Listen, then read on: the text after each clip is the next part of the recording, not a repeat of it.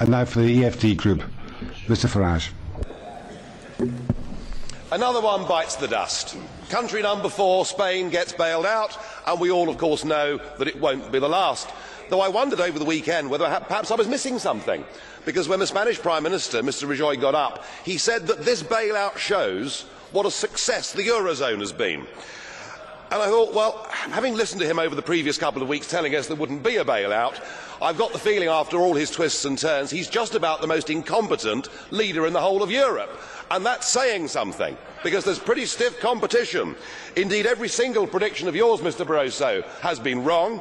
And dear old Herman Van Rompuy, well, he's done a runner, hasn't he? Because the last time he was here, he told us we'd turned the corner, that the euro crisis was over, and he hasn't bothered to come back and see us. You know, I remember being here 10 years ago and hearing the launch of the Lisbon Agenda. We were told that with the euro by 2010 we would have full employment, and indeed that Europe would be the competitive and dynamic powerhouse of the world. By any objective criteria, the euro has failed, and in fact there is a looming impending disaster. You know, this deal makes things worse, not better. 100 billion is put up for the Spanish banking system, and 20% of that money has to come from Italy. And under the deal, the Italians have to lend to the Spanish banks at 3%, but to get that money, they have to borrow on the markets at 7%. It's genius, isn't it?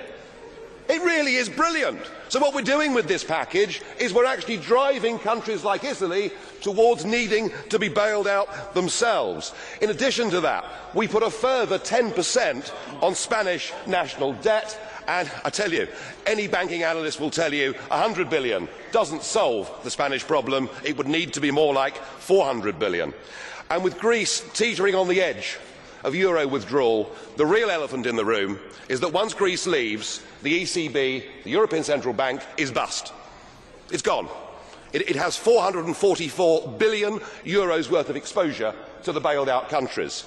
And to rectify that, you'll need to have a cash call from Ireland, Spain, Portugal, Greece and Italy. You couldn't make it up, could you? It is total and utter failure. This ship, the Euro Titanic, has now hit the iceberg, and sadly there simply aren't enough lifeboats. Thank you very much.